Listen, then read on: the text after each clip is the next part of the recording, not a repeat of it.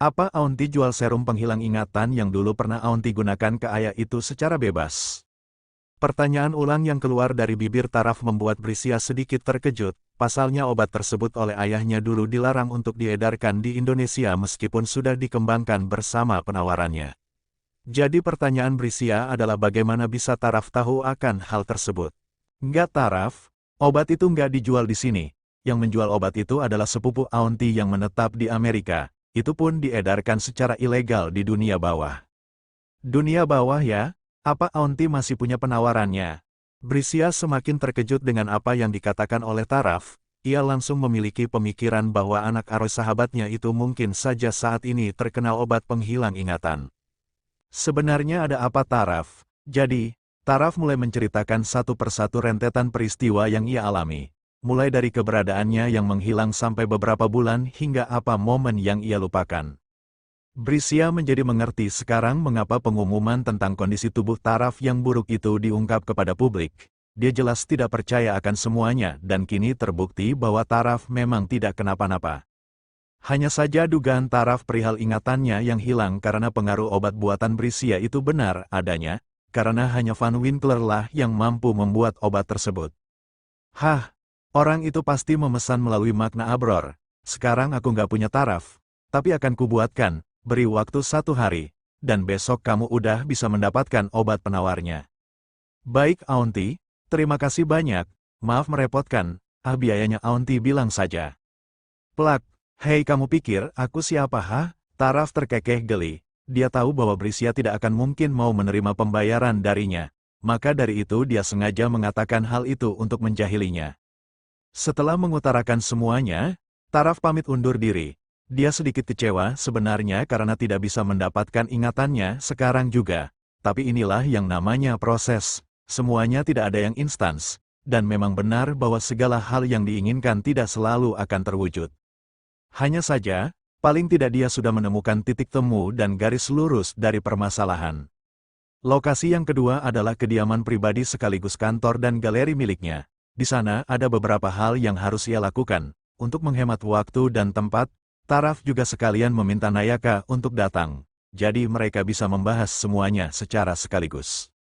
Hua bos, akhirnya bisa lihat bos lagi. Luhan memeluk Taraf dengan begitu erat sambil menangis terisak. Bukan berlebihan, semua itu karena Luhan sungguh merindukan Taraf dan juga merasa bersalah atas apa yang menimpa tuannya itu. TCK, jangan lebay Han. Aku nggak apa-apa, saya sungguh minta maaf bos karena tidak bisa menjaga bos dengan baik, dan akhirnya bos malah jadi hilang berbulan-bulan. Taraf menghembuskan nafasnya kasar, tapi ia seketika tersenyum melihat kelakuan satu anak buahnya yang lain itu. Taraf mengacak rambut Luhan dan kembali menepuk pria itu. Ia kembali menegaskan bahwa dirinya baik-baik saja. Sambil menunggu kedatangan Nayaka, Taraf lebih dulu masuk ke dalam galerinya. Di sana ia meminta Nizam dan Luhan untuk menurunkan TBGS.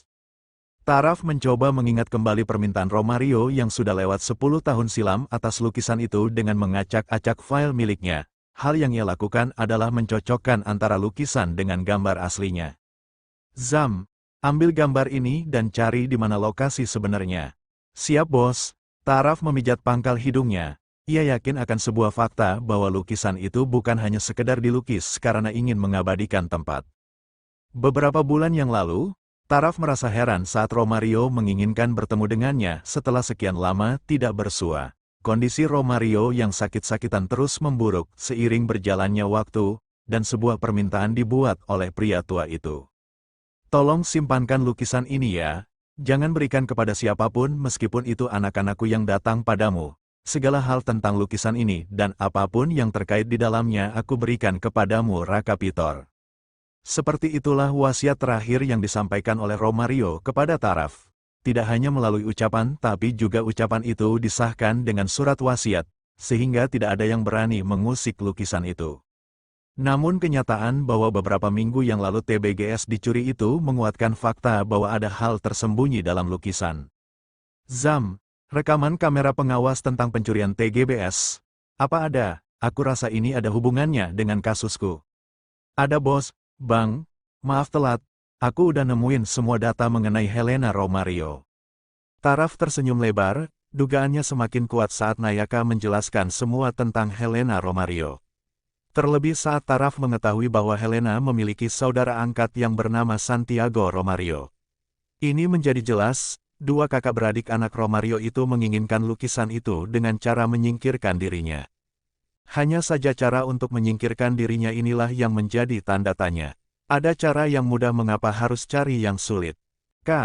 Nia, kalau misal kamu mau bunuh orang, kamu bakalan bunuh lalu buang di tempat apa? Kamu akan bunuh di tempat, tapi kamu buang di tempat yang jauh. Tergantung bang, buat ninggalin jejak, maka aku bakalan buang di tempat yang jauh. Itu prefer menyamarkan temuan dan tentu bakalan sulit untuk dicari. Tapi kalau emang bisa di tempat yang dekat, ya ngapain ke tempat yang jauh sih, kan ribet. Taraf menjentikan jarinya tepat di depan wajah Nayaka. Itulah yang jadi pemikirannya kemarin. Ia diundang di kapal dan mungkin saja benar dibunuh di sana. Kenapa dirinya tidak ditenggelamkan di laut? Kenapa harus dibawa ke dataran tinggi itu? Meskipun jarak pelabuhan Semarang dengan dataran tinggi itu hanya beberapa jam saja. Benar juga ya bang, apa motif mereka? Mungkin mereka mau ngilangin jejak. Terus kalau di dataran tinggi abang yang mungkin saat dibuang belum mati akan dirasa cepat mati karena kedinginan. Itu untuk menguatkan alibi bahwa abang dirampok lalu dibuang. Kalau di kapal, itu mereka bakalan cepat ketahuan. Ya hanya seperti itulah dugaan yang masuk akal untuk saat ini. Taraf tidak akan memusingkan hal tersebut lebih lama. Meskipun ingatannya belum kembali dengan apa yang terjadi di kapal itu, tapi ia sudah menemukan tersangkanya. Awasi Romario bersaudara. Mungkin juga yang nyuri TBGS itu juga salah satu dari mereka. Itu replika, dan aku yakin mereka sudah sadar jadi jelas akan kembali buat ngambil yang asli. Ya aku mau kamu nyari orang yang melayani Romario. Dia pasti tahu sebab kenapa dua anak Romario sampai segitunya buat dapetin lukisan TBGS. Siap bang, laksanakan. Bang Saat, kamu benar-benar nggak becus kerja suruh matiin orang. Orang itu masih hidup. Dan sekarang lukisan ini palsu bajingan. Kali ini amarah Santiago sungguh tidak tertahankan lagi. Pelmo hanya bisa diam. Karena ia yakin apapun yang keluar dari mulutnya pasti akan salah dan berakhir tidak baik. Sudah untung tangan Santiago tidak melayang untuk menghajar dirinya. Sekarang aku nggak mau tahu. Cari di mana lukisan itu berada dan bawa sini, secepatnya.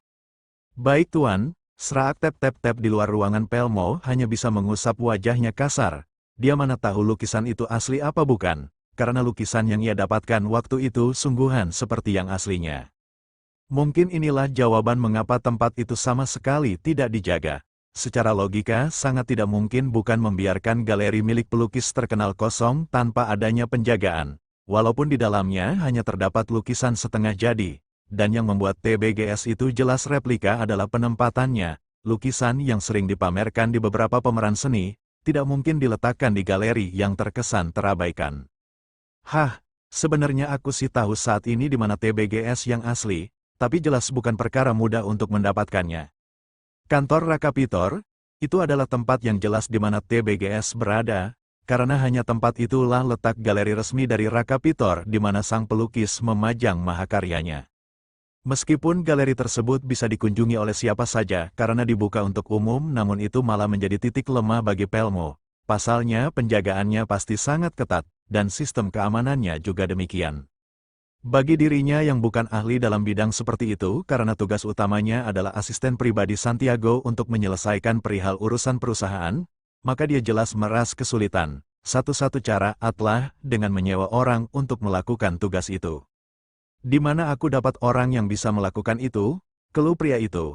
Sepertinya dia sudah lelah mengikuti kemauan Santiago. Terlebih tuannya itu sungguh sangat terobsesi dengan TBGS sampai melupakan pekerjaannya yang ada di Singapura. Sebenarnya buat aku kayak gini, aku yang pontang-panting ngurus sana-sini, sedangkan dia dan adik perempuannya itu nggak ngerti sama sekali. Sebenarnya satu langkah kembali tertinggal bagi Pelmo. Saat ini lukisan The Beautiful Golden Sunrise sudah dibawa pulang oleh Taraf. Ia meletakkan lukisan itu di kamarnya. Hal tersebut membuat Kaluna sedikit heran. Semenjak memiliki galeri yang terpisah dari rumah, Taraf tidak pernah membawa lukisannya. Tumben bawa lukisan pulang? Mau diamati bun. Kaluna mengernyitkan keningnya. Ia kadang suka tidak mengerti dengan si sulung itu. tapi mengingat dia sudah dewasa dan menjadi seorang suami maka Kaluna pun memilih angkat tangan untuk mencoba mengerti. Sekarang itu tugas istrinya, seperti itulah yang dipikirkan oleh Kaluna. Setelah meletakkan lukisan itu di tempatnya, Taraf merebahkan tubuhnya sejenak. Ia belum lihat istrinya sedari tadi masuk rumah. Rupanya Hilya berada di kamar mandi. Terlihat dia keluar dari sana dengan tubuh yang masih sedikit basah karena baru selesai mandi. "Mas, udah pulang dari tadi?" "Enggak, baru aja. Maaf ya aku ninggalin kamu seharian." "Nggak masalah, melakukan banyak kegiatan sama bunda asik juga kok. Nggak sadar udah sore aja." Taraf merasa lega mendengar ucapan Hilya. Ia bersyukur bahwa Hilya dan ibunya muda dekat seperti itu. Ini sungguh keputusan yang tepat untuk membawa Hilya kemari.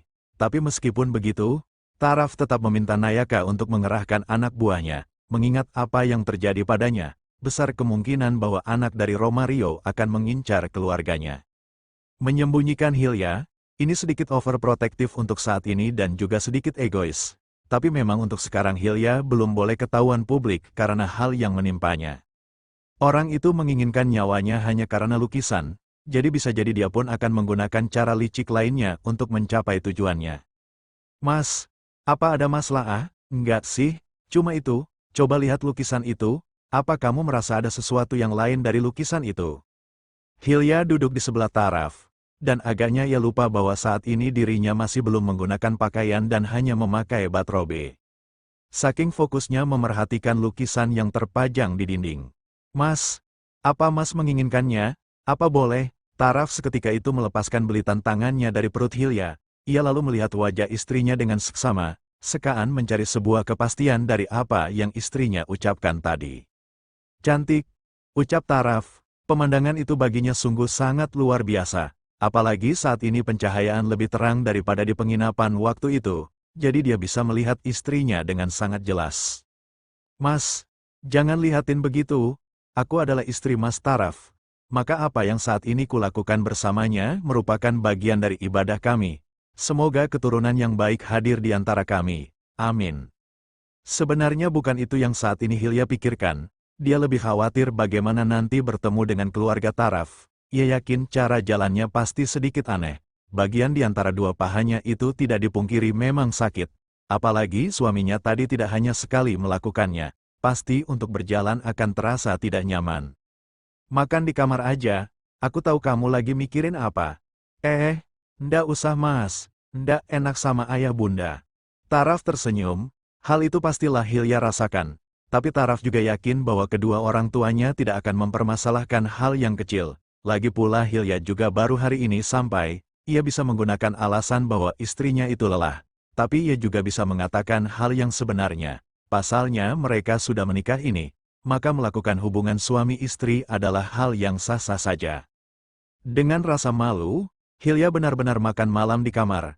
Entah apa yang suaminya itu katakan kepada kedua orang tuanya, sehingga Kaluna mendatangi kamar dan bertanya apakah Hilya baik-baik saja. "Jangan kebangetan bang, istrimu masih capek jadi yang wajar-wajar aja." Bun, ini mah wajah kali, ya namanya first time kan gak lancar jaya macam jalan tol." Tambah memerah saja wajah Hilya saat Taraf berkata seperti itu. Ia benar-benar baru tahu jika Taraf adalah pribadi yang seperti itu. Kesan awal yang ia tangkap dari suaminya dulu adalah dingin dan kaku. Tapi semua itu luntur sekarang. "Ya udah Hilya, sekarang istirahat aja ya. Kamu nggak perlu malu atau risau soal makan malam bersama. Lagi pula Visa juga belum pulang tuh, pasti lagi sibuk di kampus. Jadi nikmati waktumu sebaik mungkin." Terima kasih bunda." Kaluna tersenyum ke arah sang menantu tapi menatap tajam kepada putranya. Ia tentu tahu alasan mengapa Taraf membawa makan malam Hilya ke kamar. Maka dari itu dia memperingatkan putranya seperti itu. "Mas, kamu ngomong apa sama bunda? Aku kan malu." Nggak ngomong apa-apa tuh. Aku cuma bilang Hilya kecapean jadi nggak bisa ikut makan malam bareng. Udah gitu aja." Hilya mengusap wajahnya kasar. Tapi mau bagaimana memang seperti itu kenyataannya. Dan dari ucapan sang ibu mertua bisa dipastikan bahwa dia tahu apa yang terjadi dengan anak dan menantunya. Makan malam usai, Hilya terlihat sudah terlelap di samping Taraf. Wajahnya terlihat begitu lelah, mungkin karena menempuh perjalanan jauh yang lama tidak dilakukannya. Taraf mengecup singkat kening Hilya. Ia lalu turun dari ranjang untuk melanjutkan pekerjaan yang tertunda. Taraf kembali menelaah hasil lukisan miliknya yang ia kerjakan saat masih kecil itu. Dulu ia tidak pernah berpikir bahwa ada sesuatu yang lain dalam lukisan tersebut. Tapi setelah lukisan itu diburu kedua anak dari sang pemesan walaupun belum 100% benar, maka ia memiliki keyakinan bahwa lukisan itu pasti menyimpan sebuah rahasia. Darts ponsel miliknya bergetar, sebuah pesan masuk yang membuat senyuman terbentuk di bibirnya. "Kemari ponakan imutku, obat yang kamu minta udah siap." Ya, itu adalah pesan dari Brisia. Taraf tidak menyangka bahwa obat penawar yang baru tadi pagi dia minta kini sudah rampung dibuat. Jam menunjukkan pukul 11 malam, dan ini malah bagus untuknya keluar. Tok tok tok. Taraf mengetuk kamar Kaluna dan Yasa. Ia sudah mengenakan atribut untuk keluar rumah. "Mau kemana bang?" tanya Kaluna yang sudah berdiri di depan pintu kamar. "Bun, aku mau keluar bentar. Ada urusan. Bisa minta tolong temani Hilya. Abang khawatir kalau dia kebingungan saat bangun nanti." Kaluna mengangguk. Ia tidak bertanya lagi kemana tujuan Taraf karena memang terkadang anak lelakinya itu akan pergi sewaktu-waktu. Dan benar, Hilya belum tahu kebiasaan Taraf tersebut. Jadi permintaan Taraf kepada Kaluna adalah hal yang tepat dilakukan. "Oke, hati-hati. Besok jelaskan ke istrimu ya, biar dia nggak bingung kalau kamu tiba-tiba nggak ada. Dia bisa jadi khawatir." "Ya bun, makasih ya." Taraf bergegas pergi. Dia tidak akan menggunakan mobil malam ini. Dia memilih memakai motornya agar lebih cepat sampai ke tempat Brisia. Brum. Taraf memacu laju motornya dengan sedikit lebih cepat. Meskipun kota ini tetap ramai meskipun malam, namun, lumayan sudah lenggang untuk jam-jam seperti itu. Jadi Taraf sedikit bebas untuk membawa motornya. Sedikit lagi aku akan tahu apa yang kalian mau."